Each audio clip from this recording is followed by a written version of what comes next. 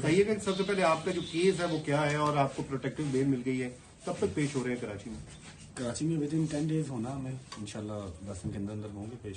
295 کا ایک ہے کراچی میں ایڈری تھانے میں، کافی پرانا ہے، ود ان 10 days ہو جائیں گے انشاءاللہ.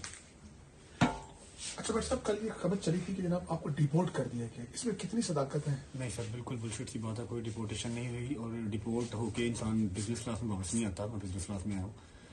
میرا ویزا ضرور کینسل ہوا کیونکہ ان کو یہاں سے کچھ ہوم آفس کو یو کے بہت اسٹرکٹ ہے ان چیزوں کو لے کے. ہوم آفس نے ریکویسٹ کی ہے کہ اس پہ 295 کا کیس ہے، پھر اور بھی بلیسفیمی کے کیسز ہیں، جس کی وجہ سے انہوں نے میرا ویزا کینسل کر دیا. میرا 7 سال کا ویزا تھا، بٹ میرے جو وہاں کے سالیسٹر ہیں، جو میرے لائر وہاں کے ہیں UK کے، انہوں نے ایڈمنسٹریٹر جو ہے نا وہ ریویو کو چیلنج کر دیا ہوا ہے. انشاءاللہ ہوپ فلی جو ہمارا ویزا رہتا ہے وہ ریوائو ہو جائے گا، واپس آ جائے گا. اچھا، ہم نے دیکھا کہ ڈکی بھائی کو ایک بگ برادر کی مدد ملی، کیا آپ کو کسی میں کسی بگ برادر کی مدد ملی ہے؟ میں یہ میرے وکیل صاحب بات کریں گے، مجھے ایسا کسی وقت. اچھا آپ بتائیں، آپ کو کیوں وہاں سے آپ کا ویزا بھی ریووک کیا گیا اور کیا وجہ کیا بنی ہے؟ نہیں، سوشل میڈیا پہ چل رہا ہے کہ میرا بھی ویزا ریووک کیا گیا. میرا ویزا نہیں ریووک کیا گیا، میرے پاس برٹش سٹیزن شپ ہے اور میرے پاس میرے اوپر بھی 2 FIR ہیں. ایک جو ڈکی والی آئی 196/25 اس کے اندر انہوں نے مجھے پچھلے میں ڈالا ہوا ہے اس FIR کے اوپر. اچھا. اور جو دوسری FIR میرے اوپر ہے وہ 252/25 ہے، وہ بھی جو گیملنگ کی میرے اوپر FIR دی ہوئی ہے. تو دونوں FIR میں ہم نے بیل شیل لیا اسلام آباد ہائی کورٹ سے اور اب ہم متعلقہ عدالت میں پیش ہوں گے انشاءاللہ اور آگے پرسیوٹ کریں گے اس کو. اچھا، جو ڈکی بھائی کے ساتھ ہوا، جو انہوں نے وی لاگ میں انکشافات کیے ہیں، کیا انہوں نے آپ سے بعد میں شیئر کیے تھے؟ کیا یہ آپ کو لگتا ہے کہ یہ کیا ہوا کیا ہے؟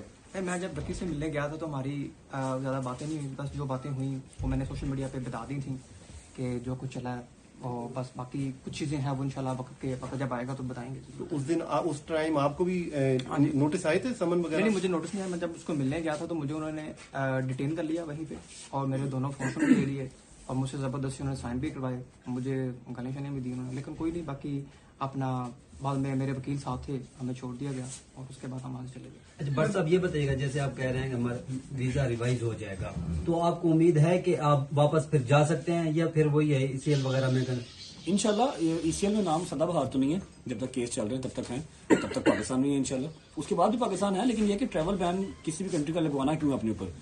UK میں یہ ہوتا ہے کہ اگر آپ کا ویزا کینسل ہو جائے یا پھر آپ کو ایسا کچھ کہ ویزا کینسل کرتے ہیں، اگر آپ کا لگا ہوا ویزا کینسل ہوتا ہے تو وہ آپ کے اوپر 10 سال کا بین کر دیتے ہیں. تو بین نہیں لگوانا کسی بھی کنٹری کا، آپ کو وزٹ کے لیے کبھی بھی نہیں جانا پڑ سکتا ہے، جس کی وجہ سے میں نے چیلنج کیا. ادروائز تو کر دیتے بین، رہنا میں نے پاکستان میں ہی.